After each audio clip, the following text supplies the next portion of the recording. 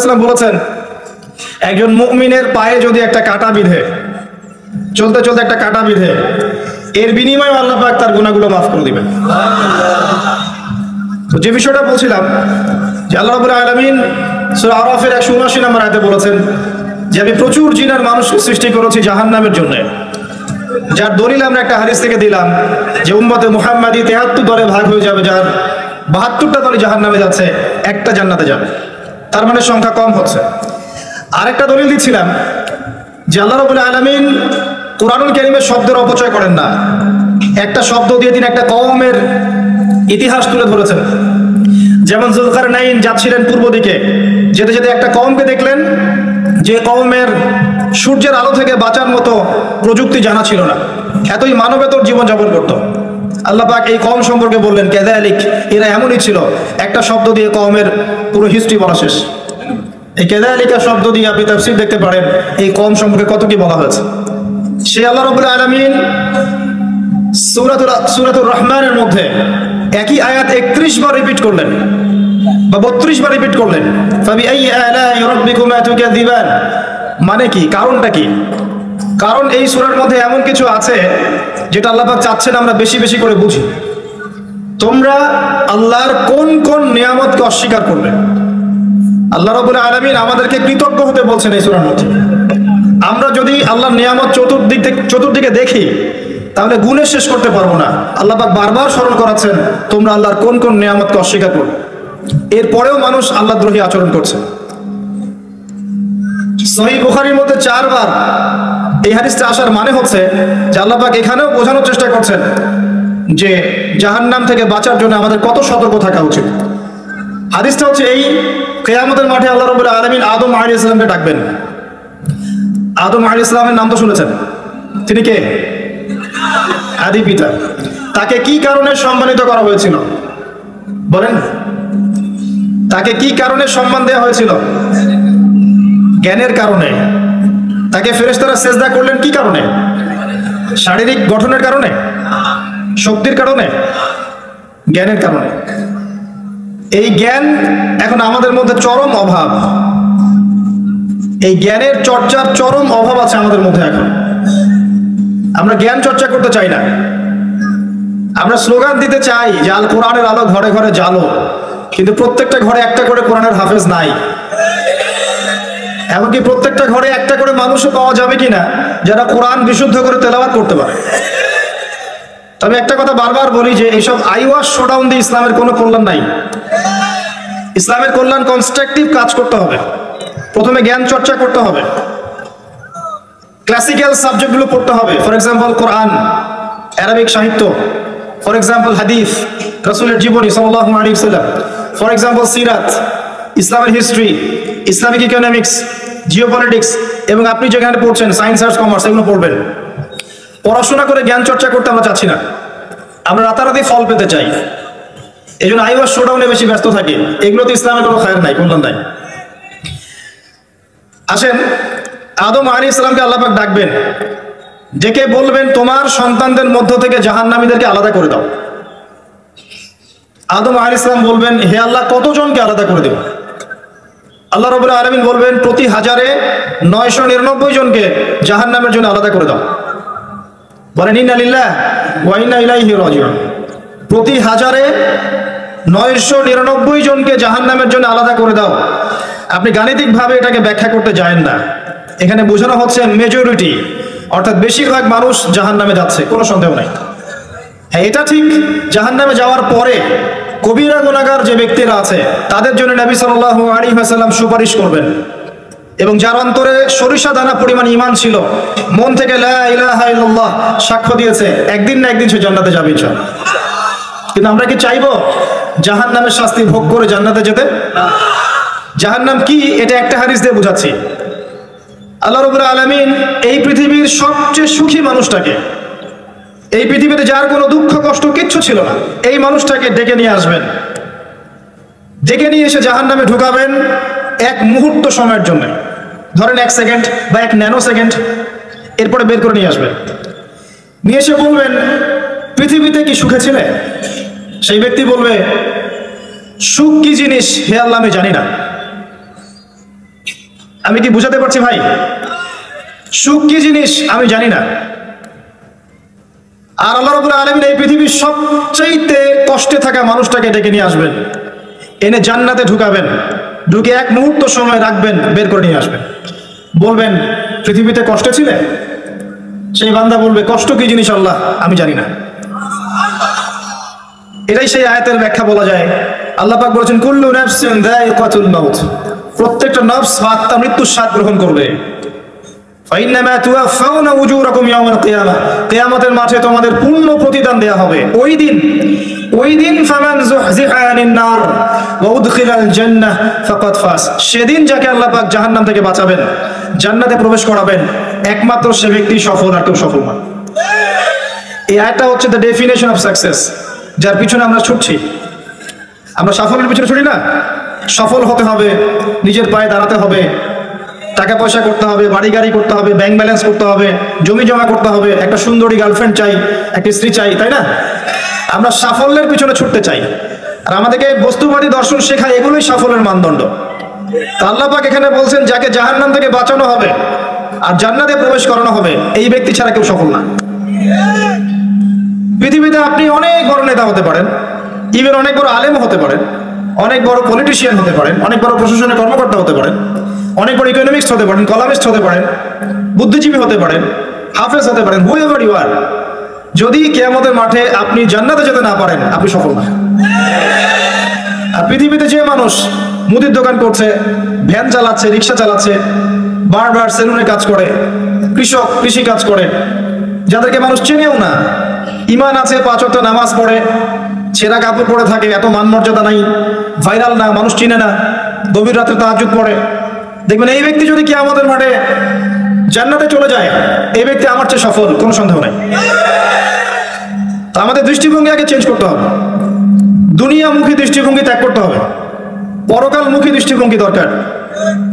নবী সাল্লাল্লাহু আলাইহি ওয়াসাল্লাম সাহাবায়ে কেরামের ভিতরে এই পরিবর্তন নিয়ে এসেছিলেন, তাদেরকে আল্লাহমুখী করেছেন, আল্লাহমুখী। যখন তারা আল্লাহমুখী হয়ে গেছেন, তখন দুনিয়া তাদের কাছে তুচ্ছ হয়ে গেছে। দুনিয়ার কষ্ট সহ্য করে নিয়েছেন, দুনিয়ার ভোগ বিলাস ত্যাগ করে দিয়েছেন, দুনিয়াকে সর্বোচ্চ প্রাধান্য দেননি, হাজত বা প্রয়োজন মনে করেছেন। দুনিয়ার সব কাজ করেছেন শুধু আল্লাহ সন্তুষ্টির জন্য। এবং আমি অনেক লেকচারে এটাও বলেছি যে আপনি দুনিয়ার প্রতিটা কাজ আল্লাহ সন্তুষ্টির জন্যই করেন, কারো কাছে কিছু পাওয়ার আশায় করেন না। যদি কারো কাছে প্রতিদান পাওয়ার আশায় দুনিয়ার কাজগুলো করেন, আপনি কষ্ট পাবেন। কারো কাছে আশা করেন না, আল্লাহর কাছে আশা করেন প্রতিদান, আপনি কষ্ট পাবেন না ইনশাআল্লাহ। কারণ আল্লাহ ছাড়া প্রকৃত অর্থে আমাদের আপন বলে কেউ নাই। শুধুমাত্র আল্লাহই আপনার আপন, বাকিরা আপনার প্রয়োজন। মানুষ মানুষকে ভালোবাসতে পারে না, মানুষ মানুষের অবস্থানকে ভালোবাসে। এটা আপনারা হারে হারে ফিল করবেন যত দিন যাবে দেখবেন এটা আখিরুজ জামান, এটা আখিরুজ জামান, শেষ জামানা চলছে। এখন ফিতনাগুলো এমন ভাবে পড়তে থাকবে যেন একটা মালা ছিঁড়ে দিলে পুঁথিগুলো যেমন টপটপ করে পড়ে যায়, এইভাবে ফিতনাগুলো আসতে থাকবে। ওই হাদিসের দিকে আসেন। নবী সাল্লাল্লাহু আলাইহি ওয়াসাল্লাম বলেছেন আদম আলাইহিস সালামকে ডেকে আনা হবে, বলা হবে তোমার সন্তানদের মধ্য থেকে জাহান্নামীদেরকে আলাদা করে দাও। আল্লাহ পাক বলবেন প্রতি 1099 জনকে আলাদা করে দাও, একজন জান্নাতে যাচ্ছে প্রতি 1000-এ। কিন্তু listen to me very carefully, কিন্তু আল্লাহ পাক সূরা নিসা একটা কথা বলেছেন, ইন্নাল্লাহা লা ইয়াগফিরু আন ইউশরাকা বিহি ওয়া ইয়াগফিরু মা দুনা যালিকা লিমান ইয়াশা। আল্লাহ রাব্বুল আলামিন তার সাথে শিরকের গুনাহ ছাড়া অন্য যে কোনো গুনাহ যাকে ইচ্ছা মাফ করতে পারেন। যে কোনো গুনাহ আল্লাহ পাক মাফ করতে পারেন শিরকের গুনাহ ছাড়া। আরেকটা গুনাহ আল্লাহ পাক ক্ষমা করবেন না, সেটা হচ্ছে বান্দার হক। বান্দার সাথে সম্পৃক্ত, কারো টাকা চুরি করেছেন, কারো জমি আত্মসাৎ করেছেন, কাউকে গালি দিয়েছেন, কারো প্রতি জুলুম করেছেন, কাউকে অন্যায়ভাবে মেরেছেন, ছিনতাই করেছেন, ইত্যাদি ইত্যাদি, যেটা অন্যের হকের সাথে সম্পৃক্ত। ধর্ষণ করেছেন, মানুষের সম্মানহানি করেছেন, কাউকে নিষ্পাপ কাউকে বিতর্কিত করেছেন, ইত্যাদি। এই যে মানুষের সাথে জড়িত হক, এটা আল্লাহর কাছে মাফ নেওয়া যাবে না। কাবা ঘরের গেলাফ ধরে কানলেও কোনো লাভ নাই, ওই বান্দার কাছে গিয়ে ক্ষমা নিতে হবে। ভাই আমি আপনাকে গালি দিয়েছি, মাফ করে দেন। ভাই আমি তোমার টাকা চুরি করেছিলাম, এই নাও ফেরত নাও। বোন তোমার সম্পত্তি আমি দেই নাই, নিয়ে নাও। প্রতিবেশী তোমার জমি আমি নিয়েছি, নিয়ে নাও। এটা দুনিয়াতে করতে হবে। অন্যথায় পরকালে দেখবেন যে মানুষের সাথে জড়িত হকের জন্য মানুষটা দাঁড়িয়ে আছে। একজন ব্যক্তি উঠেছে, নামাজ রোজা হজ জাকাত সব নেকি নিয়ে উঠেছে। ওঠার পরে দেখছে সামনে অনেক মানুষ দাঁড়িয়ে আছে। কি জন্য দাঁড়িয়ে আছে? কারো টাকা নিয়ে শোধ করে নাই, কাউকে গালি দিয়েছে, কারো প্রতি জুলুম করেছে, কারো প্রতি অন্যায় করেছে, এরা দাঁড়িয়ে আছে, হক চাচ্ছে। তখন কিভাবে শোধ করবে? আল্লাহ পাক বলবেন তোমার নেকি ওদেরকে দিয়ে দাও। তখন শেয়ার রেটের মাধ্যমে নেকি চলে যাবে। কথা বুঝতে পারছেন? তখন আরো অত্যাধুনিক প্রযুক্তি থাকবে, নেকি কনভার্ট।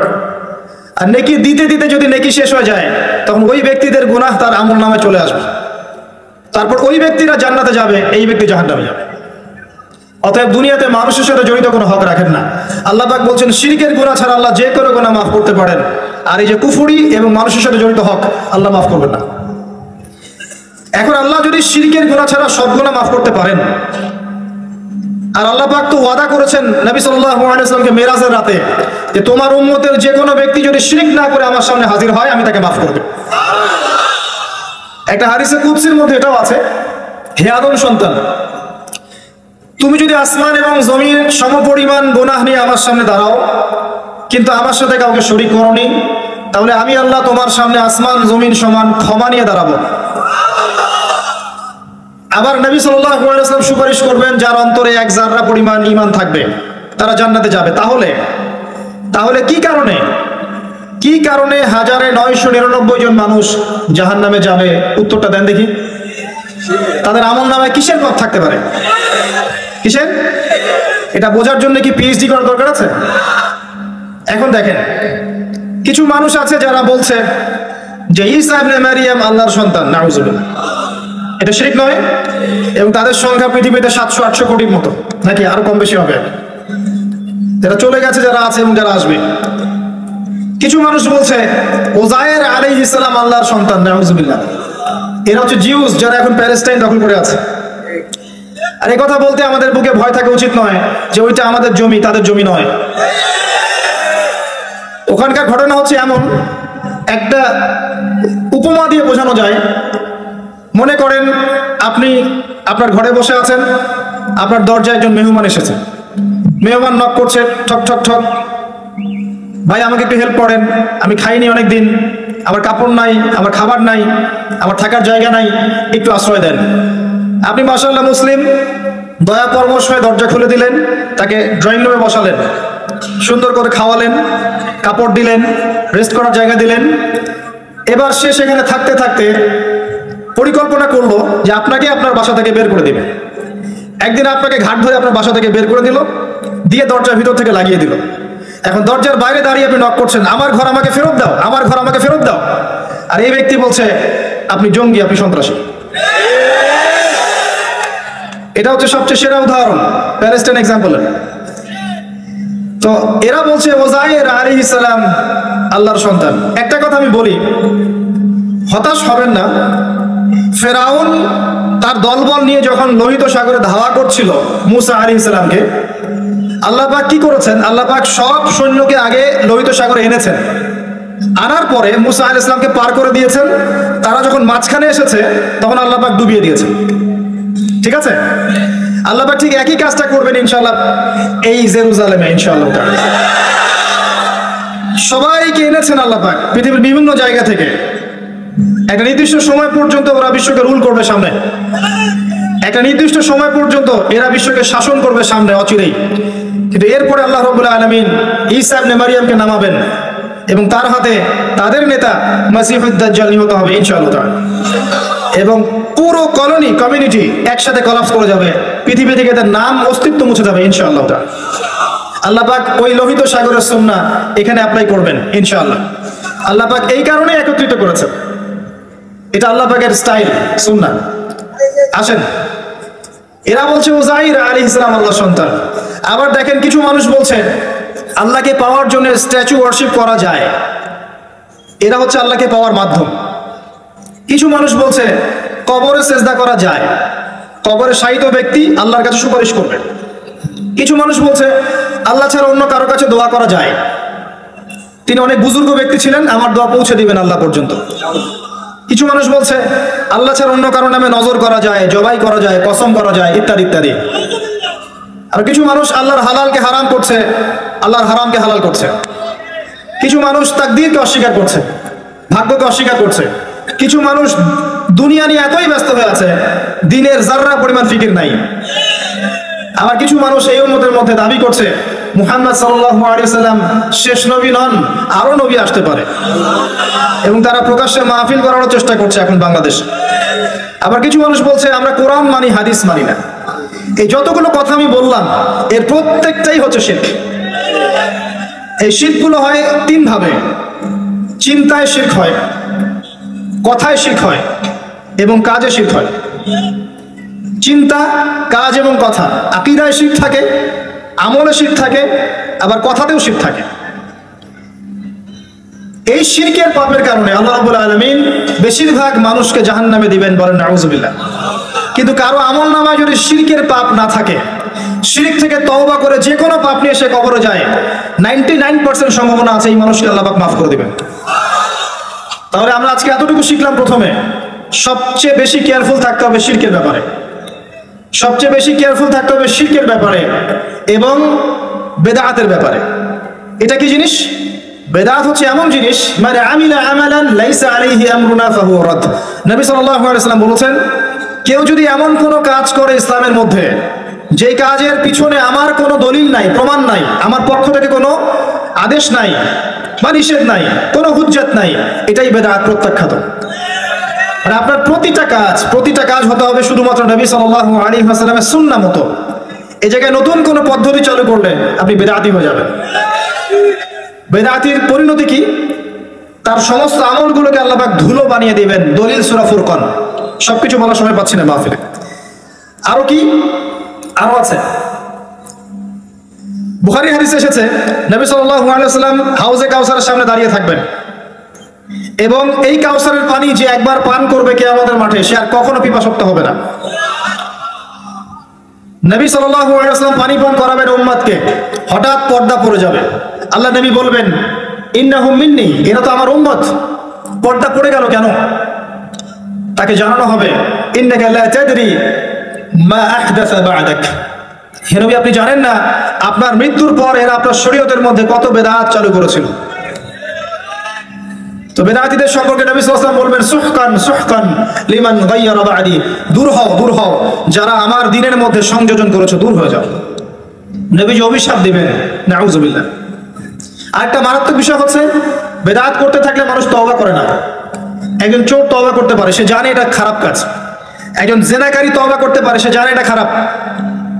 একজন পতিতালয়ের মেয়ে তওবা করতে পারে, সে জানে এটা খারাপ। কিন্তু যে ব্যক্তি ইসলামের কাজ করছে ভালো মনে করে, সে মনে করছে এগুলো কল্যাণের কাজ, ভালো কাজ, সে কখনো তওবা করতে চাইবে না। এই কারণে বেদাতি শেষ পর্যন্ত তওবা করে না। অতএব শিরক আর বেদাতের এই পাপ থেকে দূরে থাকেন। এরপরে আমি সামনে যাই। আরেকটা মেজর জিনিস থেকে আমাদেরকে বেঁচে থাকতে হবে, সেটা হলো হারাম রিজিক। আজকে আমাদের রিজিকের যে সিস্টেমটা আছে, এর মধ্যে বেশিরভাগ পরিবারে হারাম রিজিক ঢুকে গেছে, বলেন নাউযুবিল্লাহ। কেউ সরাসরি হারাম, কেউ ঘুরিয়ে ফিরিয়ে হারাম। সবচেয়ে বড় মারাত্মক যে হারামটা ঢুকেছে তার নাম হচ্ছে রিবা বা সুদ। ম্যাক্সিমাম আমরা সুদখোর। আমার কিসের দাড়ি টুপি এগুলো দেখার প্রয়োজন নাই, আমি নিজেও সুদখোর। কিভাবে? প্রত্যক্ষভাবে না হলে পরোক্ষভাবে। মনে করেন আমি একটা ফ্ল্যাটে ভাড়া থাকি, ফ্ল্যাটের মালিক আমার ভাড়ার টাকা দিয়ে তার ব্যাংকের লোন শোধ করে, পরোক্ষভাবে আমি সুদের সাথে সম্পৃক্ত আছি। আপনি বাঁচতে পারবেন না। এই জামানা সম্পর্কে নবী সাল্লাল্লাহু আলাইহি ওয়াসাল্লাম বলেছেন, এমন একটা জামানা আসবে যেই জামানায় মানুষ সুদ থেকে বেঁচে থাকতে পারবে না। যে বেঁচে থাকার চেষ্টা করবে তার গায়েও সুদের ছিটা ফোঁটা গিয়ে লাগবে, কোনো সন্দেহ নেই, এটা সেই জামানা। টপ টু বটম সব জায়গায় সুদ। আর জানি না এই আয়াতগুলো কোরআনে আছে কিনা আদৌ, বা এগুলো মানুষকে শোনানো হয় কিনা আদৌ। তা আমি আমার জায়গা থেকে চেষ্টা করছি। আল্লাহ পাক কোরআনে বলেছেন, কে বলেছেন? আল্লাহ বলেছেন। আমি অনুবাদ করছি, আমি জাস্ট অনুবাদক। সূরা বাকারা 279 থেকে পড়া শুরু করেন। আল্লাহ পাক বলেন, ইয়া আইয়ুহাল্লাযীনা আমানু, হে মুমিনগণ, তুমি যদি মুমিন হয়ে থাকো, হে মুমিনগণ, ইত্তাকুল্লাহ, তোমরা আল্লাহকে ভয় করো। ইত্তাকুল্লাহ, তোমরা আল্লাহকে ভয় করো। ইত্তাকুল্লাহ, তোমরা আল্লাহকে ভয় করো। ওয়াযারু মা বাকিয়া মিনার রিবা, সুদের অবশিষ্ট অংশগুলো ছেড়ে দাও। ইন কুনতুম মুমিনিন, যদি প্রকৃত অর্থে মুমিন হয়ে থাকো।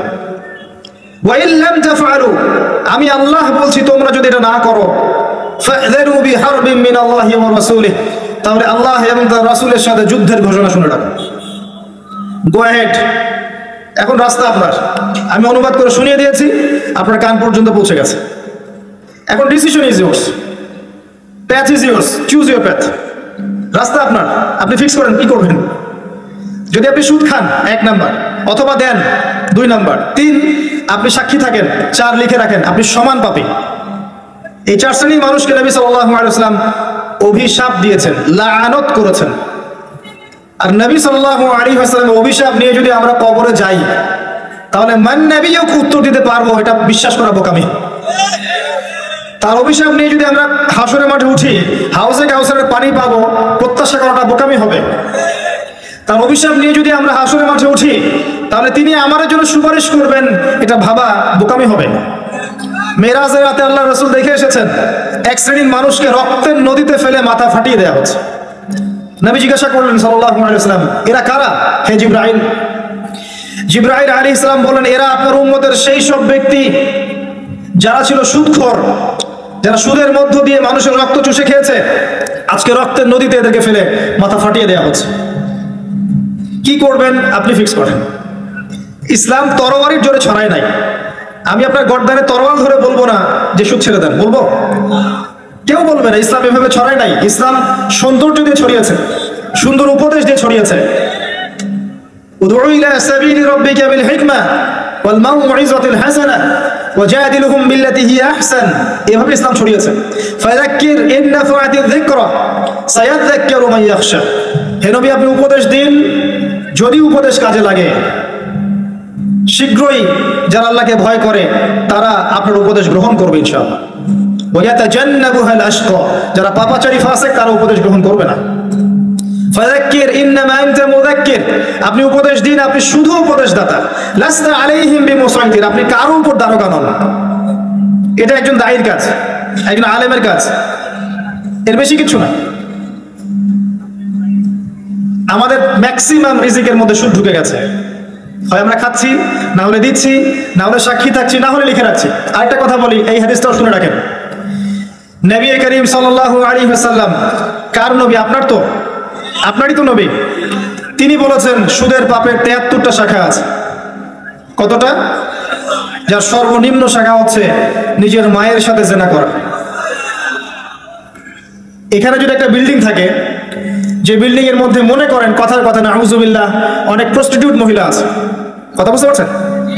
এখানে আছে অনেক প্রস্টিটিউট মহিলা, যারা এখনকার ভাষায় সেক্স ওয়ার্কার্স, কারণ তারা যৌনকর্মী বলতে চায়, পতিতা শব্দ ইউজ করতে চায় না, তারা এটাকে একটা স্বীকৃতি দিতে চেষ্টা করছে আর কি। সেক্স ওয়ার্কার্স এটা একটা কাজ, নাউজুবিল্লাহ। এই কারণেই সমাজে বেশি বেশি মহামারী ছড়াবে। এই কারণেই সমাজে এমন এমন কিছু পাপ ছড়াবে, এমন কিছু রোগ ছড়াবে যে এই রোগগুলো কখনো ছিল না ইতিহাসে। এই কারণেই হাদিসে এসেছে, শেষ জামানায় যখন অশ্লীলতা বেড়ে যাবে, বেহায়াপনা বেড়ে যাবে, নগ্নতা বেড়ে যাবে, তখন সমাজে বেশি বেশি এমন এমন রোগ ছড়াবে যে এই রোগগুলো আগে কখনো ছিল না। মনে করেন এখানে আমার একটা বিল্ডিং আছে, সেখানে কিছু সেক্স ওয়ার্কার্স আছে, এখানে কেউ ম্যানেজার, কেউ কাজ করে, কেউ মনে করেন দারোয়ান, কেউ মনে করেন ডিলার এগিয়ে দিচ্ছে, কেউ মনে করেন যে ঘরে ঢুকিয়ে দিচ্ছে, ইত্যাদি ইত্যাদি। এক একজন এক এক সেকশনে কাজ করছে, আর একটা কর্পোরেট সেকশনের মতো। এখন আপনি কি তাদের কারো বাসায় দাওয়াত খেতে চাইবেন? চাইবেন? আপনি কি তাদের কারো উপার্জন খেতে চাইবেন? যদি এমন হয় এখানে সব সেক্স ওয়ার্কার্স নয়, সবাই আমাদের মা, নাউজুবিল্লাহ। শব্দটা প্রয়োগ করলাম আঘাত করার জন্য, কারণ নবীজি বলেছেন মায়ের কথা। মনে করেন এরা সবাই আমাদের মা, নাউজুবিল্লাহ। এখন কি আপনি এটাকে পছন্দ করবেন? এখানে যদি কেউ কাজ করে তার রিজিক খেতে চাইবেন? রিবার মধ্য দিয়ে আমরা এগুলো করছি, কোনো ফিকির নাই, যায় আসে না কারো কিছু, দিব্যি খাচ্ছে। যখন দেখবেন পাপ করতে করতে করতে করতে আমার মনের মধ্যে কোনো রিয়াকশন হচ্ছে না, তখন বুঝে নেবেন কলব মরে গেছে, ডিস্ট্রয়, ডেডার। হ্যাঁ, একজন মুমিনের পরিচয় হচ্ছে ছোট ছোট পাপ তার কাছে পাহাড়ের মতো মনে হবে, আর একজন ফাসিকের পরিচয় হচ্ছে বড় বড় পাপ তার কাছে মাছির মতো মনে হয়, তাড়ালেই চলে যাবে। আরো আছে, সহিহ বুখারীর একটা হাদিসে নবীজি বলেছেন, যে ব্যক্তি 1 দিরহাম সুদ খায় সে যেন 36 বার জিনা করেছে। একবার জিনা করার শাস্তি 100 বেত্রাঘাত এবং 1 বছরের জন্য বহিষ্কার, যেটাকে আমরা উস্কে দিই এখন বলি কাছে আসার গল্প। একবার সূরা নূর পড়েন, সূরা নূরের প্রথম আয়াতগুলো পড়েন। যদি কেউ জিনা করে একবার 100 বেত্রাঘাত এবং 1 বছরের জন্য বহিষ্কার। আর যদি কোনো বিবাহিত ব্যক্তি করে তার শাস্তি হচ্ছে রজম, পাথর নিক্ষেপ করে হত্যা করা। আর 1 দিরহাম সুদ খেলে আপনি 36টা মেয়েকে রেপ করছেন। এবার চিন্তা করেন, এই শাস্তিগুলো যদি দুনিয়ায় কার্যকর না হয় এবং দুনিয়াতে যদি আমরা তওবা না করে যেতে পারি, পরকালে কার্যকর হবে কোনো সন্দেহ নাই। দুনিয়াতে শোধ করে যাওয়া ভালো পরকালের চাইতে। অতএব আল্লাহর ওয়াস্তে আমি হাত জোর করে রিকোয়েস্ট করছি, আল্লাহর ওয়াস্তে সুদ ছেড়ে দেন। ভ্যান চালায় খান, সবজি বিক্রি করে খান, একটা ছোট কাপড়ের ব্যবসা করে খান, একটা মাছের আড়ত করে খান, গবাদি পশু প্রতিপালন করে খান, কৃষিকাজ করে খান, আল্লাহর ওয়াস্তে সুদে যায় না। আপনার পুরো দুনিয়া এবং আখিরাত বরবাদ হয়ে যাবে এবং আপনি এর মধ্য দিয়ে আল্লাহর সাথে যুদ্ধ করছেন, নবীর সাথে যুদ্ধ করছেন। এর উপরেও আছে পেপার মানির মধ্যে সুদ। ওই যে বললো 1 দিরহাম, এই দিরহাম আবার কি জিনিস? দিরহাম মানে রৌপ্য মুদ্রা, দিনার এটা কি জিনিস? স্বর্ণ মুদ্রা, ইসলামিক মুদ্রা। সেই যে চলে গেছে ব্রিটিশরা আসার আগে, এখন আর দেখা যায় না। একটা গোল্ড কয়েন যার মূল্যটাকে ইকোনমিক্সের ভাষায় বলে ইন্ট্রিনসিক ভ্যালু। এই ভ্যালুটা এই স্বর্ণ মুদ্রার ভিতরেই থাকে। একটা পেপার মানির ভ্যালু, ইন্ট্রিনসিক ভ্যালু এর ভিতরে থাকে না, এর বাইরে থাকে, যেটাকে আপনি নিয়ন্ত্রণ করতে পারবেন, কমাতে পারবেন, বাড়াতে পারবেন। আর এর সাথে যখন পেট্রোডলার অ্যাড হয়েছে তখন তো মাশাআল্লাহ জুলুম আরো উপরে উঠে গেছে। আর যারা পেট্রোডলার সিস্টেম চালু করেছে, এইসব ভোগবিলাসী আরবদেরকে আমরা বলি এরা হচ্ছে আমিরুল মুমিনিন, নাউজুবিল্লাহ, সুবহানাল্লাহ। কত অন্ধ হলে মানুষ এদেরকে আমিরুল মুমিনিন মনে করতে পারে, যারা মুসলিমদের প্রপার্টি সব আমেরিকার হাতে তুলে দিয়েছে, আর সেই প্রপার্টি দিয়ে এরা বম্বিং করে সারা বিশ্বের মধ্যে মুসলিম হত্যা করছে। আল্লাহ পাক সেই যে বলেছেন সূরা মাইদার মধ্যে 51 নম্বর আয়াতে, ইয়া আইয়ুহাল্লাযীনা আমানু, হে মুমিনগণ, লা তাত্তাখিযুল ইয়াহুদা ওয়ান নাসারা আউলিয়া, হে মুমিনগণ তোমরা ইহুদি এবং খ্রিস্টানদেরকে বন্ধু রূপে গ্রহণ করো না। কে বলেছেন? আল্লাহর চেয়ে কি আমি জিওপলিটিক্স ভালো বুঝি? আল্লাহর চেয়ে আমি আমার ভালো মন্দ ভালো বুঝি? কাদেরকে? বা'দুহুম আউলিয়া ও বা', যারা একে অপরের বন্ধু,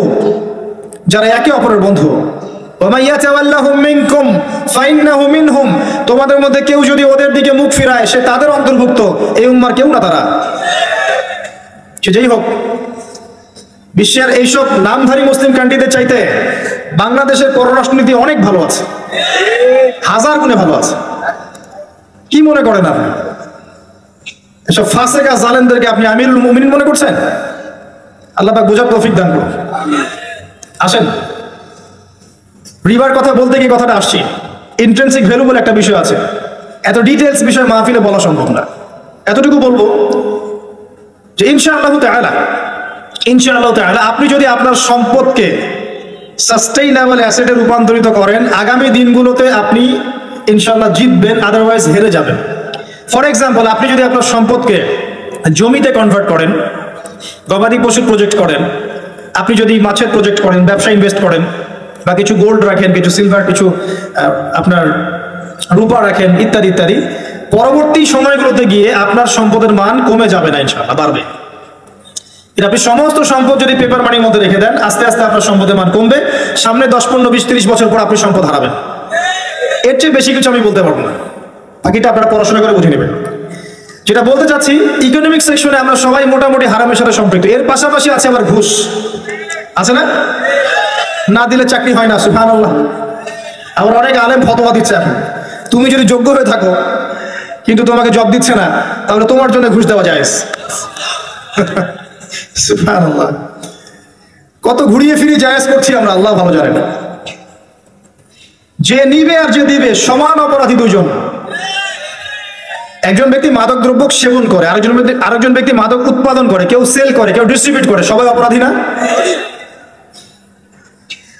এরপরে আবার আছে দেখবেন অন্যের সম্পদ আত্মসাৎ করা, দুর্নীতি করছি, অন্যের সম্পদ আত্মসাৎ করছি। অনেক সময় দিনের লেবাসেই, ধার্মিকতার লেবাসেই মানুষের সম্পদ লুটে পুটে খাচ্ছে। কত মাজার আছে যায় দেখেন, মানুষের সম্পদ কিভাবে লুটে খাচ্ছে আল্লাহ ভালো।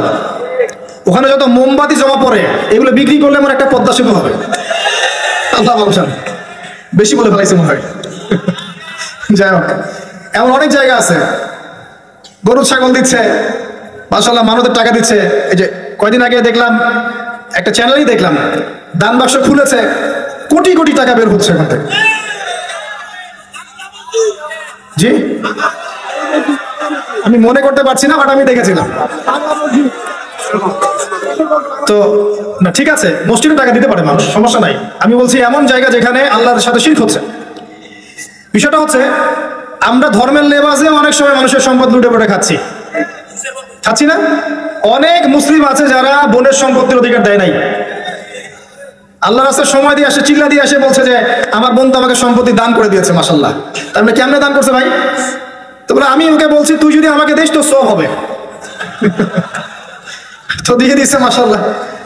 তো বললাম যে আপনি মরার আগে ওটা তাকে সওয়াবের আশা দিয়ে দিন, এই অবস্থায় মরুন না। আমরা অনেক সময় ধর্মের লেবাসেও মানুষের সম্পদ আত্মসাৎ করি, কোনো সন্দেহ নাই। আল্লাহ পাক আমাদেরকেও হেফাজত করুন, আমিন। এক কথায় বলতে চাই প্রিয় ভাইয়েরা, পরিবারের মধ্যে হারাম রিজিককে ঢুকতে দিয়েন না।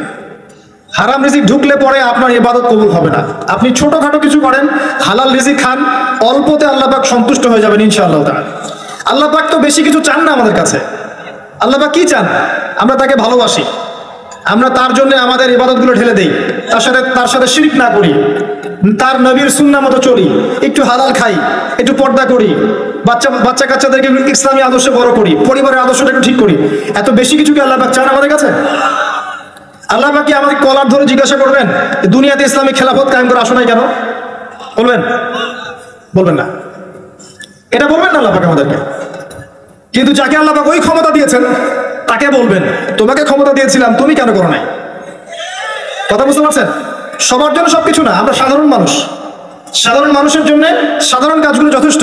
একটু পড়াশোনা করেন, আল্লাহ পাক তৌফিক দান করুক, একটু আমল করেন, একটু পর্দা করেন, একটু হালাল খান, তাওহীদে থাকেন, সুন্নতে থাকেন, নবীর মতো লাইফ কাটান, 5 ওয়াক্ত নামাজ পড়েন, সামর্থ্য হলে যাকাত দেন, রমজান মাসে রোজা রাখেন, সামর্থ্য হলে হজ করেন, ইনশাআল্লাহ আপনি জান্নাতি। একটা হাদিস আমি পড়েছি ফয়জুল কালাম বইয়ের মধ্যে, মাদ্রাসায় পড়ানো হয়, ক্লাসিক্যাল একটা বই, সবাই কিনতে পারেন। ফয়জুল কালাম অত্যন্ত চমৎকার হাদিসের একটা বই। এর মধ্যে একটা হাদিস আছে যেটা পড়ে শান্তি লাগে, মনে হয় যে না আশা আছে পরকালে বাঁচার। সেটা হচ্ছে নবী সাল্লাল্লাহু আলাইহি ওয়াসাল্লাম সাহাবীদেরকে বলছেন যে তোমরা সাহাবীরা এমন একটা যুগে বাস করছো যেই যুগে ইসলামের 10% কেউ যদি ছেড়ে দেয় সে ধ্বংস হয়ে যাবে। কথা বুঝতে পারছেন? সাহাবীদেরকে নবীজি বলছেন তোমরা এমন একটা যুগে বাস করছো যে যুগে যদি ইসলামের 10% 1/10 কেউ ছেড়ে দেয় সে ধ্বংস হয়ে যাবে। কিন্তু তোমাদের পরে এমন একটা যুগ আসবে যে যুগে মানুষরা যদি ইসলামের 10% ধরে রাখতে পারে সফল হয়ে যাবে। এটা সেই যুগ না? আপনার এই যুগে প্রতিটা সেক্টরই ফিতনা। আপনার ধর্মে দেখবেন তাওহীদের মধ্যে শিরক, সুন্নতের মধ্যে বেদাত, আলেমদের মধ্যে বিভক্তি, কাদা ছোড়াছড়ি, গালাগালি, হিংসা বিদ্বেষ, পরশ্রী কাতরতা, কত কি দেখতে পাচ্ছেন। আপনি ধর্মের মধ্যে শিরক দেখছেন, বেদাত দেখছেন, অর্থনীতিতে হারাম দেখছেন, পরিবারের মধ্যে বস্তুবাদিতা দেখছেন, কি দেখছেন না? সমাজের মধ্যে জেনা দেখছেন, পর্নোগ্রাফি দেখছেন, ফ্রি মিক্সিং দেখছেন, ফ্যামিনিস্ট রেভলিউশন দেখছেন, নগ্নতা দেখছেন, কি দেখছেন না? অর্থনৈতিক জীবনে আপনি এগুলো দেখছেন, বৈশ্বিক জীবনে আপনি মারামারি, কাটাকাটি, রাহাজানি দেখছেন, হত্যা, রক্তপাত দেখছেন। কোন যুগে বসে আছেন আপনি? এই যুগে আপনি 10% আমল করেন, জান্নাতি হয়ে যাবেন ইনশাআল্লাহ। আল্লাহ পাক তৌফিক দান করুন, কবুল করুন। একটা বিষয় হচ্ছে আমল করা, একটা বিষয় হচ্ছে আকীদা পোষণ করা। আমি যদি আকীদা পোষণ করি যে ইসলামের মধ্যে, কোরআন এবং সুন্নাহর মধ্যে প্রতিটা বিষয়ের সমাধান আছে, এটা যদি আপনি বিশ্বাস করেন, এরপরে অল্প আমল করেন, কোনো সমস্যা নেই ইনশাআল্লাহ। কারণ আপনার আকীদা ঠিক আছে, আপনি আমল করতে পারেন নাই কিন্তু আকীদা ঠিক ছিল। আপনি মেনে নিয়েছেন লা ইলাহা ইল্লাল্লাহ, কোনো ইলাহ নেই আল্লাহ ছাড়া, মুহাম্মাদুর রাসূলুল্লাহ, কোরআন হুজ্জাতুল্লাহ, কোরআন আল্লাহর হুজ্জা, সুন্নাহ তরিকাতুন নবী, এটা আল্লাহর নবীর তরিকা। এগুলোর মধ্যে সবকিছুর সমাধান আছে, এটা আপনি মেনে নিয়েছেন মন থেকে। এবার আমল করতে গিয়ে আপনি পারছেন না, নামাজ পড়ছেন 5 ওয়াক্ত, হয়তো পরিবারটা ঠিক মতো করতে পারছেন না, চেষ্টা করছেন, হালালে থাকার চেষ্টা করছেন, কখনো কখনো হারাম ঢুকে যাচ্ছে, আপনি চেষ্টা চালিয়ে যাচ্ছেন ক্রমবর্ধমান ভাবে, কিন্তু আপনি আকীদা রাখেন এটাই চূড়ান্ত, এটাই সঠিক, ইনশাআল্লাহ আল্লাহ পাক আপনার সব গুনাহ মাফ করে দিবেন। আরেকজন ব্যক্তি আকীদাই রাখে না, সে মনে করে ইসলাম ওই যুগে চলতে, ওই যুগে চলে না। সে মনে করে কোরআন এবং সুন্নাহ সবকিছু নাই, আমার মস্তিষ্ক প্রসূত বুদ্ধি সবকিছু। কেউ মনে করে সায়েন্সই সবকিছু, কেউ মনে করে মানব রচিত বিধানই সবকিছু। কেউ যদি এগুলোকে চূড়ান্ত মনে করে তখন আমল আর কাজে আসবে না। এই বাতিল আকীদা নিয়ে বেশি বেশি আমল করেও লাভ নাই। আকীদা আগে স্পষ্ট করতে হয়, পরিষ্কার করতে হয়। আল্লাহ পাক আমাদেরকে পরিচ্ছন্ন আকীদা দান করুন, আমিন। রিজিকের ব্যাপারে প্রিয় ভাইরা সচেতন হয়ে যান। এরপরে চলে আসেন একটা মৌলিক জায়গায় আসবো, ফ্যামিলি। এখানে মা বোনরা আছেন, এখানে অনেক যুব সমাজের তরুণ তরুণীরা আছে, আমাদের পিতৃস্নেহ পিতৃমহ অনেক আমাদের পিতামহরা আছেন। এটা একটা ভালো সুযোগ এই পরিবার সম্পর্কে দুটো মৌলিক কথা বলার জন্য। আমি অনেকদিন থেকে চাচ্ছিলাম এমন একটা পরিবেশ। লিসেন ভাই, আল্লাহ পাক একটা আয়াতে বলেছেন, সূরা তাহরিম আয়াত নাম্বার 6, ইয়া আইয়ুহাল্লাযীনা আমানু, হে মুমিনগণ, কু আনফুসাকুম, নিজে জাহান্নামের আগুন থেকে বাঁচো, ওয়া আহলিকুম নারা, তোমার পরিবার বর্গকে বাঁচাও, আলাইহা মালাইকাতুন গিলাযুন শিদাদ, যেই জাহান্নামে কঠোর মনের ফেরেশতা আছেন, লা ইয়াসুনাল্লাহা মা আমারহুম ওয়া ইয়াফআলুনা মা ইউমারুন, আল্লাহ পাক তাদেরকে যে আদেশ করেন সে আদেশ পালনে তারা বিন্দু মাত্র ভূক্ষেপ করে না, মানে বিন্দু মাত্র গাফিলতি করে না। আল্লাহ পাক ভয় দেখাচ্ছেন জাহান্নামে এমন ফেরেশতা আছেন, আল্লাহ যা আদেশ করবেন তাই করবে। এই জাহান্নাম থেকে নিজে বাঁচো, পরিবার বর্গকে বাঁচাও। নিজে বাঁচবো কিভাবে আমি বলে দিয়েছি কিভাবে। আপনি জ্ঞান অর্জন করবেন, আমল করবেন, হালাল খাবেন, তাওহীদে থাকবেন, সুন্নতে থাকবেন, ইনশাআল্লাহ বেঁচে যাবেন। পরিবার বর্গকে বাঁচাবেন কিভাবে? আসেন শুরু করি, শুরু থেকে। শুরুটা হবে আপনার বিয়ে দিয়ে। এত এক্সাইটেড হওয়ার কিছু নাই, কারণ এটা এমন একটা বিষয় যেটা করেন নাই বলে এক্সাইটমেন্ট বাড়ছে, করার পরে পস্তাতেও পারেন। এটা এমনই দিল্লি কা লাড্ডু, যে খাবে সেও পস্তাবে, যে খাবে না সে বেচারা পস্তাবে। তবে আপনারা খেয়ে পস্তান, আলহামদুলিল্লাহ। এমন ভাবে শুরু করেন না পরিবারটা যে আপনি একজন তরুণী, আপনি একজন তরুণ, বিয়ে করছেন, বিয়ের সময়ে দিনদারিতা বাদ দিয়ে অন্য কিছু দেখতে যায় না। যদিও বা অর্থ সম্পদ, বংশমর্যাদা, সৌন্দর্যের কথা হাদিসে এসেছে, হাদিসটা এমন নয় যে তোমরা 4টা গুণ দেখেই বিয়ে করো, এমন নয়। হাদিসটা এমন নয়, অনুবাদটা অনেকেই ভুল করে, অনেকেই ভুল করে। হাদিসে বলা হয়নি কখনো 4টা গুণ দেখেই বিয়ে করো, এটা নয়। বরং বলা হয়েছে 4টা গুণ দেখে বিয়ে করা হয়। কথা কি বুঝতে পারছেন? কেউ এটা দেখে, কেউ এটা দেখে। তোমরা দিনদারিতা দেখো, না হলে তোমাদের হাত ধুলোয় ধূসরিত হবে। হাদিসটা এমন। এক্ষেত্রে কি আমরা বলবো, প্রথমত বিয়েটাকে সহজ করে দেন। বিয়েটাকে সহজ না করলে সমাজে জেনা বাড়তে থাকবে, এবং জেনা বাড়ার কারণ আছে। যখন পর্নোগ্রাফিটাতে ফ্রি অ্যাক্সেস দেওয়া হয়েছে, মানুষ রাতের বেলা পর্ন দেখতে পারে, কেউ বাধা দেওয়ার নাই। উপরের সেকশন থেকে কিন্তু এটাকে বন্ধ করে দেওয়া যেত। পৃথিবীর অনেক কান্ট্রি আছে যেখানে অনেক কিছু চলে না। চাইনিজরা ফেসবুক ইউজ করে না, করে? ওরা কি উন্নত জাতি না? ওরা তো এখন আমেরিকাকে যদি বলে ওঠো উঠবে, আমেরিকাকে বসতে বলে বসবে। ওরা এমন জায়গায় চলে গেছে। ওই ইউক্রেন ইস্যু নিয়ে আমেরিকা, ন্যাটো আর এই ব্রিটেন আর ফ্রান্স আর ইসরায়েল কিছুই করতে পারবে না ইনশাআল্লাহ, বিকজ এখানে একটা বড় অ্যালায়েন্স আছে চায়না এবং রাশিয়া। কিছুই করতে পারবে না। কারণ এর উদ্দেশ্য, যে উদ্দেশ্যে এটা কাজ করেছিল তারা, এটা তো সফল হবে না তারা ইনশাআল্লাহ। আজকের টপিক এটা না, আমি এদিকে যাচ্ছি না। মূল বিষয়টা হচ্ছে যে সহজ করতে হবে বিয়েটাকে। উপযুক্ত বয়স হয়ে গেলেই একটা উপার্জনের সোর্স খুঁজবেন আগে। বেকার অবস্থায় বিয়ে করতে যায় না, উপার্জনের সোর্স খুঁজবেন, তারপরে আপনি আপনার পরিবারকে বলবেন আমার বয়স হয়েছে, আমাকে বিয়ে দাও। এবার আসেন, বিয়ের সময় দিনদারিতা ছাড়া অন্য কিছু দেখতে যায় না। এরপরে যদি সে সুন্দর হয় বা সুন্দরী হয় বা ভালো বংশের হয়, অথবা দেখা যায় যে ভালো টাকা পয়সা বলা ইত্যাদি ইত্যাদি, এটা আপনার নূরুন আলা নূর, এটা বোনাস। কিন্তু এগুলো যদি নাও থাকে, শুধু দিনদারিতা থাকে, আপনি রাজি হয়ে যান। পরিবারের কর্তাদেরকেও বলবো যে মেয়ে বিয়ে দেওয়ার সময় ছেলের টাকা পয়সা দেখতে যায় না, ছেলের স্ট্যাটাস দেখতে যায় না বেশি বেশি। পরে দেখবেন এই মেয়ে ওর ঘরে গিয়ে পস্তাচ্ছে। আর ছেলের পিতাদেরকেও বলবো, ছেলেকে যখন বিয়ে দিবেন, একটা মেয়েকে কিনে নিব আর সাথে কিছু যৌতুকের টাকাও নিব, এই টেন্ডেন্সি নিয়ে বিয়ে করতে যায় না। ওই বিয়েতে বারাকা বেশি, যেখানে খরচ কম, যেখানে বেশি হট্টগোল নাই। চট্টগ্রাম অঞ্চলে বিয়ের মতো না, একটা বিয়েতে মনে হয় 40-50 লাখ টাকা খরচ করে ফেলে। গেটেই সাজাবে বলে 4-5 লাখ টাকা খরচ করে। সুবহানাল্লাহ। এই 5 লাখ টাকা দিয়ে, এই 5 লাখ টাকা দিয়ে আর মনে হয় 10টা-20টা পরিবারকে বিয়ে দেওয়া যাবে। হ্যাঁ, লোহার আংটি দিয়ে বিয়ে করেছে সাহাবী। লোহার আংটিও নাই তোমার বাসায়? বলছে না ইয়া রাসূলুল্লাহ, লোহার আংটিও তো নাই আমার বাসায়। তাহলে কি করবা? কোরআনের কয়টা সূরা জানো? যে এই সূরাগুলো জানি, এগুলো শিখিয়ে দিও, যাও, মোহর হয়ে গেছে। কত সহজ বিয়ে, কত সহজ। আর এখন যেটা হয়, মেয়ে খুঁজবে দিনদার বিল গেটস, আর ছেলে খুঁজবে দিনদার ক্যাটরিনা। কথা বুঝতে পারছেন? প্রিয় ভাইয়েরা, দিনদারি থেকে প্রাধান্য দেন, আর কিছু না। আপনি সফল হবেন ইনশাআল্লাহ, শান্তি পাবেন। এবং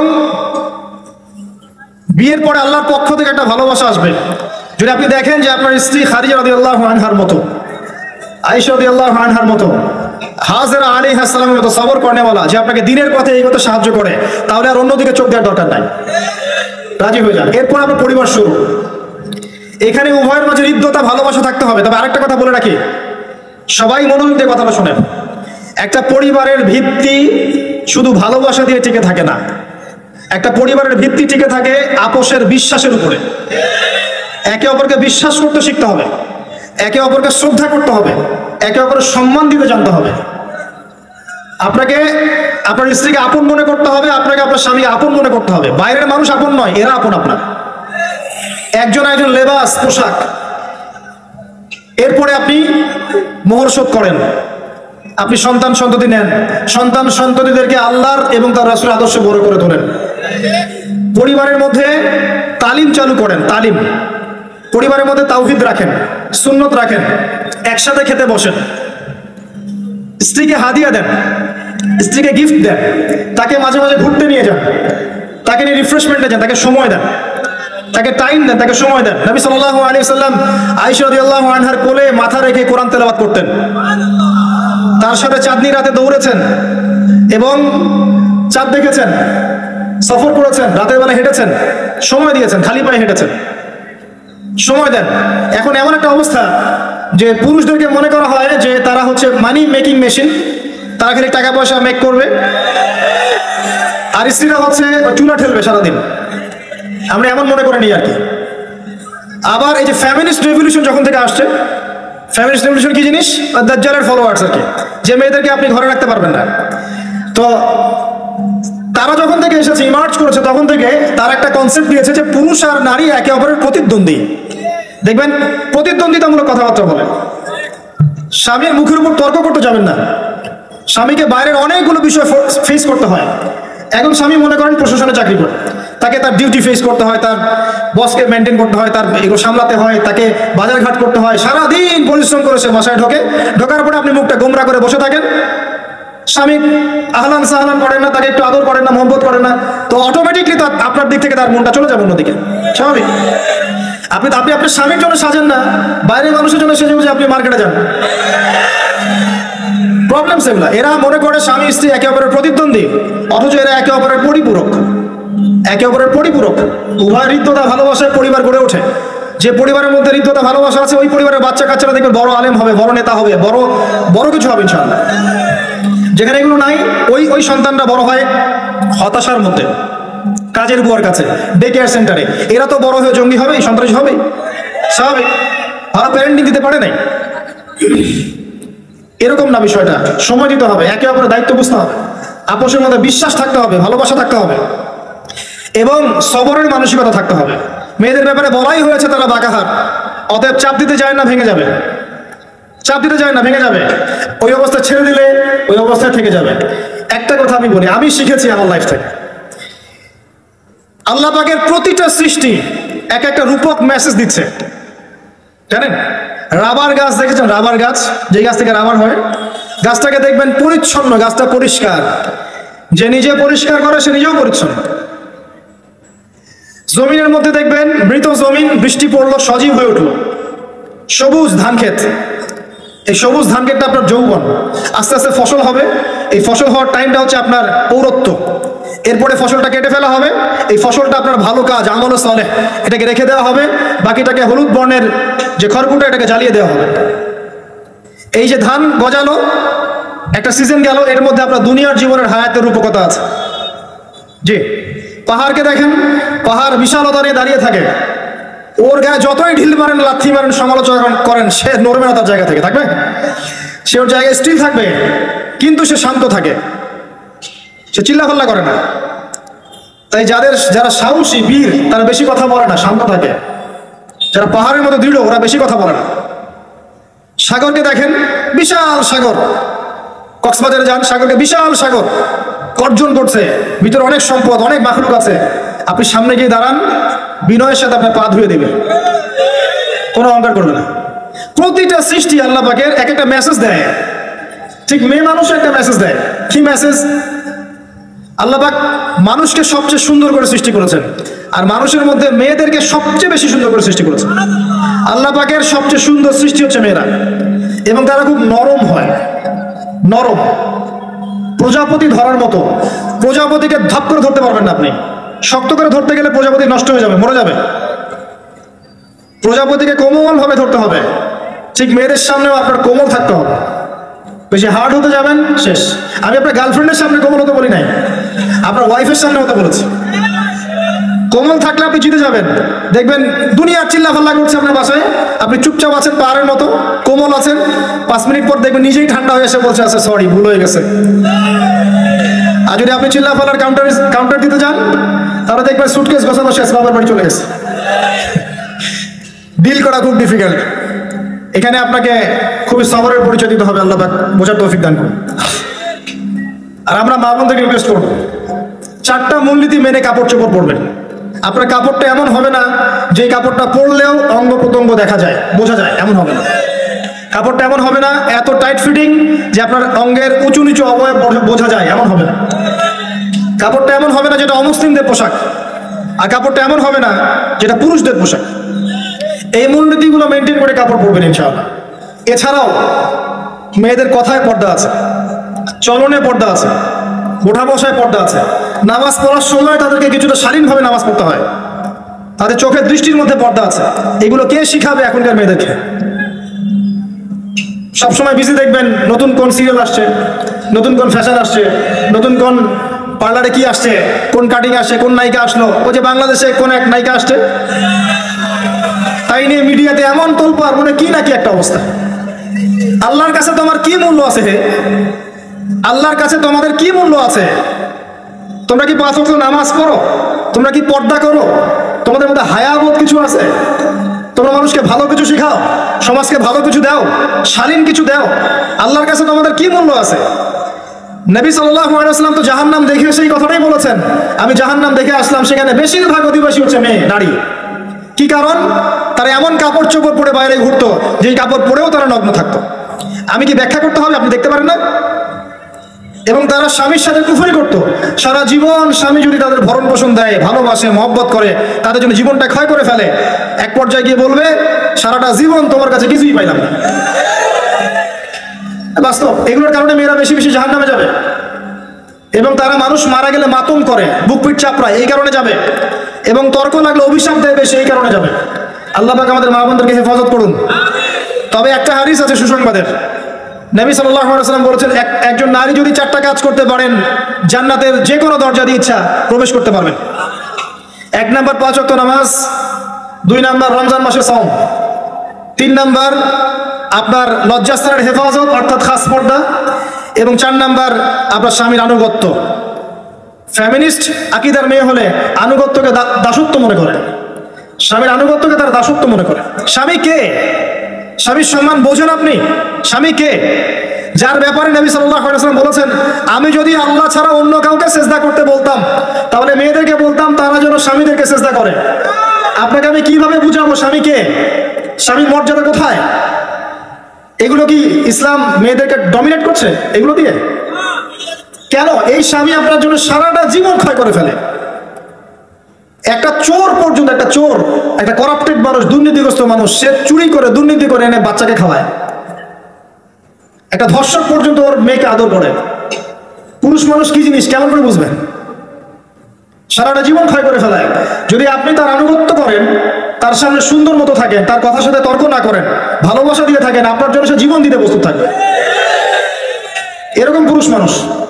আপনাদেরকে কেউ চোখ তুলে তাকালে চোখ তুলে ফেলাবে, এরকম পুরুষ মানুষ।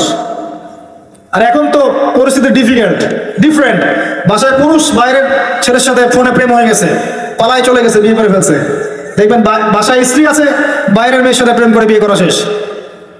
বিয়ে করলে সমস্যা নেই, ব্যভিচার করে ফেলছে, বিয়ে সে করতেই পারে, সেটা সমতা রক্ষা করতে পারে, সেটা তার ডিফারেন্ট ইস্যু, এটা অন্য ইস্যু। তো স্বামীর আনুগত্য আপনি কিভাবে বুঝাবো? এটা দাসত্ব নয়। নবী সাল্লাল্লাহু আলাইহি ওয়াসাল্লাম বলেছেন, কোনো স্বামী যদি কোনো স্ত্রীকে চায়, তার প্রয়োজনের জন্য চায়, মহব্বতের জন্য, স্ত্রী যদি চুলায় রান্না করতে থাকে, ওই রান্না ফেলে দিয়ে তাকে আসতে হবে। হাদিস। রাতের বেলা স্বামী স্ত্রী শুয়েছে, স্বামীর চাহিদা আছে, স্ত্রীর কোনো সমস্যা নাই, স্ত্রী ফিট, ইচ্ছা করে অহেতুক স্বামীকে বললো আমি রাজি না, উল্টা পাশে মুখ করে ঘুমিয়ে গেল। আল্লাহ নবী বলছেন সারা রাত আল্লাহর পক্ষ থেকে একজন ফেরেশতা আসবে, এসে এই নারীকে অভিশাপ দিতে থাকবে। এখন এগুলো হাদিস শুনলে বলবে যে ইসলাম তো মেয়েদেরকে ছোট করছে। একজন মেয়ে তার, একজন স্বামীর কথা বলছে, স্বামী তার মেয়ে, তার স্ত্রী, তার মা, তার বোন, সবাইকে তার মিরাসের হক দিতে হয়।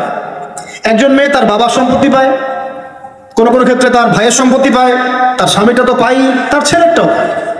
নারী হলেও সম্পত্তির হক আছে। একটা মেয়েকে চতুর্দিক থেকে সিকিউর করা হয়েছে ইসলামে। তারপরেও কিছু ফ্যামিলিস্টের কারণে এরা বলবে যে মেয়েদেরকে ইসলাম ছোট করছে। হ্যাঁ, মেয়েদেরকে ইসলাম কেন ছোট করছে? কারণ পর্দা করে যে বাইরে বেরোতে বলেছে, ঢ্যাং ঢ্যাং করে নগ্ন হয়ে বেরোতে নিষেধ করছে, এই কারণে।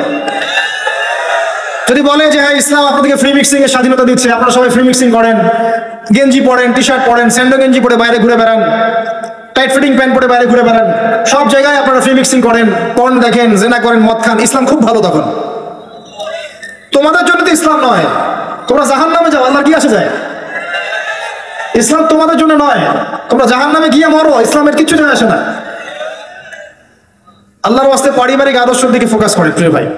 নিজে জাহান্নামের আগুন থেকে বাঁচেন, পরিবার বর্গকে বাঁচান, পরিবার বর্গকে বাঁচান। পরিবার আরেকটা পার্ট হচ্ছে আপনার পিতামাতা। পিতামাতার সাথে খারাপ আচরণ করতে যায় না আল্লাহর ওয়াস্তে। সেই ব্যক্তির জন্য ধ্বংস যার পিতামাতা বেঁচে আছে, তাদের হক আদায় করে সে জান্নাতে যেতে পারবো না, তার জন্য ধ্বংস। আরেকটা অংশ আছে আপনার সন্তান সন্ততি। বাচ্চা কাচ্চার প্যারেন্টিংটা খুব সুন্দর করে করেন। যখন আপনি স্ত্রীর সাথে মিলন করতে গিয়েছেন তখন দোয়া পড়েন, আল্লাহুম্মা বিসমিল্লাহি আল্লাহুম্মা জান্নিবনা শাইতান ওয়া জান্নিবিশ শাইতান মা রাযাকতানা। আমার মনে হয় এখনকার জেনারেশন যেগুলো আছে ফাসেক, মাদক সেবন করে, পর্নোগ্রাফিতে আসক্ত, ইয়াবাখোর, স্মাগলিং করছে, চুরি করছে, হাবিজাবি, ধর্ষণ করছে, আমার মনে হয় না তাদের পিতামাতা তাদেরকে জন্ম দেওয়ার সময় দোয়াগুলো পড়েছিল। কারণ পিতামাতাকে দোয়া পড়লে ওই সন্তানকে শয়তান স্পর্শ করতে পারে না। সন্তান হবে, সন্তান ছেলে হোক মেয়ে হোক, আপনার এটা নিয়ে মন খারাপ করার কিছু নাই। একজন কন্যা সন্তানকে লালন পালন করে সৎ পাত্রে পাত্রস্থ করলে এই মেয়ে পরকালে আপনার জন্য জাহান্নামের আগুন থেকে ঢাল হয়ে যাবে। যার কাছে দুইজন মেয়ে আছে, দুইটা মেয়েকে সে ভালো করে মানুষ করেছে, নবী সাল্লাল্লাহু আলাইহি ওয়াসাল্লাম বলছেন সে জান্নাতে আমার সাথে এমন করে থাকবে, এইভাবে। কেউ যদি বিধবার দায়িত্ব নেয়, সেও নবী সাল্লাল্লাহু আলাইহি ওয়াসাল্লামের সাথে এইভাবে থাকবে। এতিমের দায়িত্ব নেয়, এইভাবে থাকবে। ফ্যান্টাসিতে ভুগছেন, একটা এতিম মেয়েকে বিয়ে করেন, একটা অসহায় তালাকপ্রাপ্ত মেয়েকে বিয়ে করেন, একটা বিধবা মেয়ে যার স্বামী মারা গেছে, কেউ নাই দেখা, তাকে বিয়ে করেন, তারপরে বোঝা যাবে আপনার মধ্যে কতটুকু দিন আছে। আর বর্তমান সভ্যতা আমাদের কি সমাধান দিবে? সবাই যদি দিনদার একটা করে ক্যাটরিনা খোঁজে, এই এতিম, এই বিধবা, এই যাদের দেখার কেউ নাই, এই মেয়েগুলা কি রাষ্ট্রের সম্পত্তিও থাকবে? এদের দায়িত্ব কে নিবে? পুরুষরা যদি দায়িত্ব না নেয়, কে দায়িত্ব নিবে? এখন কেউ যদি ওদের দায়িত্ব নিতে যায়, তখন তাকে আবার খারাপভাবে উপস্থাপন করা হয়, এই ব্যক্তির মনে হয় চরিত্র খারাপ। কিন্তু এদিকে বাইরে 10টা জেনা করে বেড়াচ্ছে, কোনো সমস্যা নেই, এগুলি কুষ্টায়। এইসব জাহেলদের জন্য ইসলাম নয়। ইসলামের প্রতিটা বেসিক ফান্ডামেন্টাল মানবতার কল্যাণের জন্যই এগুলোকে ফরজ করা হয়নি। আপনি নফল, আপনার সামর্থ্য থাকলে আপনি করতে পারেন, না করলে কোনো সমস্যা নেই। কেউ যদি করে যে ইসলাম পরিপূর্ণরূপে পালন করার চেষ্টা করছে, এটার উপর আমল করার চেষ্টা করছে, তাহলে আপনি তাকে ক্রিটিসাইজ করছেন কেন? কি সমস্যা আপনার? আরেকটা পার্ট হচ্ছে সন্তান সন্ততি। বাচ্চা কাচ্চাকে ছোটবেলা থেকেই মানুষ করতে হবে এমন ভাবে যাতে করে বড় হয়ে এরা এই উম্মার খালেদ এবং ওমর হতে পারে। বাচ্চা ছোট বাচ্চাকে আপনি ভালো খাবার দেন, মায়ের স্নেহ দেন, বাবা মার সাথে রাখেন, একটু গ্রাম্য পরিবেশে নিয়ে গিয়ে তাকে বড় করেন। কেন বলছি কথা? এখানে পরিবেশ সুন্দর থাকবে, সে দৌড়াবে ধুলার মধ্যে, মাঠের মধ্যে খেলবে, সুন্দর ভাষা শিখবে। এরপরে তাকে ভালো প্রতিষ্ঠানে পড়ান। প্রতিষ্ঠানটা এমন হবে যে প্রতিষ্ঠানে জেনারেল শিক্ষা, ইসলামিক শিক্ষা একসাথে দেওয়া হচ্ছে। সে সব শিখবে। আমার ছেলে কোরআনে হাফেজও হবে, আমার ছেলে ডক্টরও হবে ইনশাআল্লাহ। এভাবে এভাবে করে তোলেন। আধুনিক হন, মাথাটা খাটান, ব্যাকডেটেড মানসিকতা বাদ দেন। বিশ্বটা এগিয়ে গেছে, আমাদেরকে এগিয়ে যেতে হবে। একমুখী জ্ঞান দিয়ে আপনি কিচ্ছু করতে পারবেন এই যুগে। দ্বিমুখী শিক্ষার একটা হারমোনিয়াস কম্বিনেশন দরকার। আমাকে কোরআন জানতে হবে, সায়েন্সও জানতে হবে, নাহলে আমি সায়েন্স দিয়ে কোরআনকে ব্যাখ্যা করতে পারবো না, কোরআন দিয়েও সায়েন্সকে ব্যাখ্যা করতে পারবো না। জানতে হবে, আমাদেরকে শিখতে হবে, পড়তে হবে, প্রচুর পড়তে হবে। বাচ্চা থেকে ছোট থেকে বড় করেন এভাবে। আস্তে আস্তে গিয়ে দেখবেন তারা যখন কিশোর, তাদের বন্ধু বান্ধবের সার্কেল থেকে খেয়াল রাখেন। আপনি বাবা হিসেবে তার বন্ধুর মতো আচরণ করেন, মা হিসেবে তার সাথে বান্ধবীর মতো আচরণ করেন, তার সাথে ক্লোজ হন, তার সমস্যাগুলো জানার চেষ্টা করেন। তাকে ফ্রি মিক্সিং এর মধ্যে পড়াশোনা করতে দিবেন না, না হলে স্কুল লাইফে সতীত্ব হারিয়ে ফেলবে। অনেক সময় অনেক মেয়ে আছে স্কুল লাইফে সতীত্ব হারিয়ে ফেলেছে, কলেজ লাইফে যেতে যেতে প্রস্টিটিউশনে চলে গেছে। অনেক মেয়ে আছে, এগুলো টপ সিক্রেট না, এগুলো সব ওপেন সিক্রেট। এখন ঘরে ঘরেই সমস্যা, মানুষ লজ্জায় বলতে পারে না। যে কটা মিডিয়া আসে এগুলো তো আমরা জানি, ঘরে ঘরেই সমস্যা ঢুকে গেছে, মানুষ লজ্জায় বলতে পারে না। ছোট ছোট বাচ্চা মেয়েদেরকে পর্যন্ত রেপ করা হচ্ছে এখন। এটা সেই ফ্যামিলিস্ট রেভলিউশনের কারণেই হচ্ছে। যত বেশি জেনাকে উস্কে দেওয়া হবে তত বেশি ধর্ষণ বাড়বে।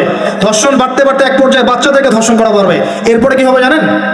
এরপরে মানুষ সমকামী হবে বেশি বেশি, ছেলে ছেলের সাথে, নাউজুবিল্লাহ। তারপরেও কি হবে বলে যাচ্ছি, এরপরে আরো একটা ধাপ আসবে, যখন মানুষ গবাদি পশুর সাথে জেনা করবে। দেখে নিয়েন, এগুলো হাদিসে এসেছে, এমনি এমনি বলছি না। মানুষ এগুলো করবে। বাচ্চা কাচ্চাকে বড় করেন, ভালো খাবার দেন, ওকে খেলাধুলা করতে দেন। ও যত বেশি খেলাধুলা করবে ও শরীরটা ক্লান্ত হবে, তখন খাবে ভালো, বেশি খাবে, ব্রেন শার্প হবে, ওকে ওর নেতৃত্ব দেওয়ার যোগ্যতা অর্জন হবে। ওকে খেলাধুলা করতে দেন, ওকে ব্যায়াম করতে বলেন, ওকে সাঁতার শেখান, ওকে তাইকুন্ডু শেখান, ওকে ফিজিক্যাল এক্সারসাইজ শেখান। ওই ডিভাইসে অ্যাডিক্টেড করবেন না, উল্টাপাল্টা কার্টুন দেখান না, উল্টাপাল্টা অ্যানিমেশন দেখান না, এমন গেমসের মধ্যে আসক্ত করে দিয়েন না, বাসায় ডিভাইস দিয়ে দিয়েন না, সারাদিন এগুলো খেলছে, এগুলো দিন না। ওকে কায়িক পরিশ্রম করান, একটু বড় হয়ে গেলে বাজারে পাঠান, বাস্তবতা শিখুক, সংসার করতে শিখুক, ডিল করতে শিখুক, সামাজিকতা শিখুক, ওকে সামাজিক বানান। গাছ লাগানোর কাজে ওকে ইনভলভ করে দেন, রক্তদান কর্মসূচিতে ওকে ইনভলভ করে দেন, ওকে সমাজ কল্যাণমূলক কাজ করতে শুরু করে দেন, দেখবেন ও সামাজিক হবে ইনশাআল্লাহ। কম্বল বিতরণ করতে বলেন, ত্রাণ দিতে বলেন, ওকে ওকে উৎসাহ দেন, নামাজে উৎসাহ দেন, রোজা রাখতে বলেন। মেয়ে ছোট থেকে মেয়েকে পর্দা করতে বলেন, বলে ও দেখবে যে আমার মা যখন বাইরে যায় তখন এই পোশাকে বাইরে যায়। আলহামদুলিল্লাহ, আমি দোয়া করি আল্লাহ পাক আমার মেয়েকে যেন খাদিজা রাদিয়াল্লাহু আনহার মতো কবুল করে। আমাকে বলেছে যে বাবা আমি 5টা বোরখা নিব। ওর বয়স 3 বছর। ওকে ওর মা বলেছে যে বাইরে যেতে হবে বাবার সাথে একটা প্রোগ্রামে, বলছে আমি বোরখা পরবো না হলে যাবো না। আমি অবাক হয়ে গেলাম যে আমি কিন্তু ওকে বলিনি বোরখা পরো, মানে আপনাকে পরিবেশ বলে দিবে। একটা পরিবেশ, একটা সুস্থ পরিবেশে আপনি যদি আপনার বাচ্চাকে বড় করেন, আপনার বাচ্চা দেখবেন সুস্থ হয়ে বিকশিত হবে ইনশাআল্লাহ। একটা অসুস্থ পরিবেশ দেন যেখানে ঝগড়াঝাঁটি, মারামারি, রাহাজানি, কাটাকাটি, সুদ, দুষ, জেনা, ব্যভিচার আছে, এই যে আপনার অপসংস্কৃতি আছে, আপনার বাচ্চারা আস্তে আস্তে নষ্ট হয়ে বেরোবে। পরিবেশ দিতে হবে। অসুস্থ পরিবেশের মানুষ কখনো সুস্থ জাতি উপহার দিতে পারবে না। তো এই বিষয়গুলো দিকে খেয়াল রাখেন, মেয়ের পোশাকে খেয়াল রাখেন, তবে মেয়েকে কার কোলে তুলে দিচ্ছেন এটা খেয়াল রাখেন। এই যুগটা খুব কঠিন যুগ, কাছের মানুষদেরকে দ্বারা মেয়েরা ধর্ষিত হচ্ছে, খুব খেয়াল রাখেন। বাসায় কাজিনের এত থ্রু অ্যালাউ করেন না, কাজিন সম্পর্ক থ্রু করেন না, অ্যালাউ করেন না। আপনার মেয়েকে মেয়েদের ব্যাচ একটা পুরুষ টিচার পড়াচ্ছে, ওই ব্যাচে আপনি মেয়েকে পড়তে দিয়েন না। একটা কোচিং এর ভাইয়া বাসায় এসে আপনার মেয়েকে প্রাইভেট পড়াবে গোপন কক্ষে, এগুলো করতে দিয়েন না। পরে আপনার ইজ্জত চলে গেলে আপনি হামও করবেন, তখন আপনি অ্যাক্সেস করে দিচ্ছেন, জেনার সুযোগ দিচ্ছেন। শয়তান উস্কে দিবে, শয়তান তো চাচ্ছেই জেনা করাতে। মেয়েদেরকে মেয়েদের পরিবেশে পড়ান, ছেলেদেরকে ছেলেদের পরিবেশে পড়ান। ওরা বড় হোক, ম্যাচিউর্ড হোক, যখনই বিয়ের বয়স হয়ে যাবে দ্রুত বিয়ে দিয়ে দেন। বিয়ের পরে না পড়াশোনা করুক। বিয়ের পর পড়াশোনা করে অনেকে বড় আলেম হয়েছে, অনেকে বড় জাতির নেতাও হয়েছে। আমাদের জাতির পিতার ইতিহাস দেখেন, কত বছর বয়সে তিনি বিয়ে করেছিলেন, ইতিহাস দেখেন। একজন প্রেমময়ী নারী যদি পাশে থাকে, একজন ব্যক্তি বিশ্ব জয় করতে পারে। এই যে প্রমাণ দেখিয়ে দিয়েছে, করেন নাই? এরকম আগেকার মানুষদেরকে দেখবেন, ম্যাচিউরড হয়ে গিয়েছেন, বিয়ে করেছেন, এরপরে স্ত্রী পাশে ছিল, বিশ্বকে ডিল করেছে, নেতৃত্ব দিয়েছে।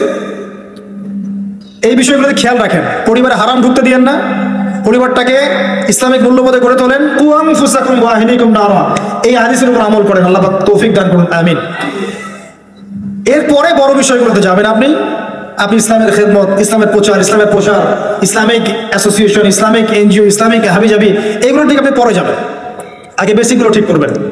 এই কাজগুলো যদি আমরা করতে না পারি, তাহলে আল্লাহ পাক ওই যে বলেছে সূরা আরাফ 179 প্রথমে বলেছি, ওর অন্তর্ভুক্ত হয়ে যাব। তাদের পাপ কি ছিল?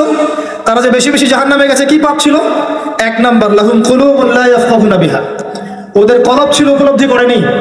ওয়ালাহুম আযানুন লা ইয়াসমাউনা বিহা, কান দিয়েছিলাম শুনেনি। ওয়ালাহুম আ'য়ুনুন লা ইউবসিরুনা বিহা, চোখ দিয়েছিলাম দেখেনি। উলাইকা কাল আনআম, এরা হচ্ছে গবাদি পশুর মতো।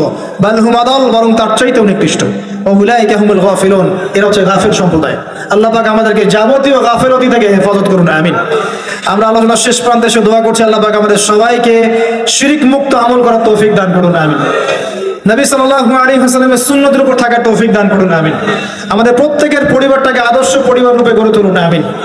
আল্লাহ পাক আমাদের প্রত্যেক মা বোনকে পর্দা করার তৌফিক দান করুন, আমাদেরকে ইসলামিক শিক্ষায় শিক্ষিত হওয়ার তৌফিক দান করুন, আমাদেরকে এই জাগতিক শিক্ষাকে ইসলামের কল্যাণে কাজে লাগানোর তৌফিক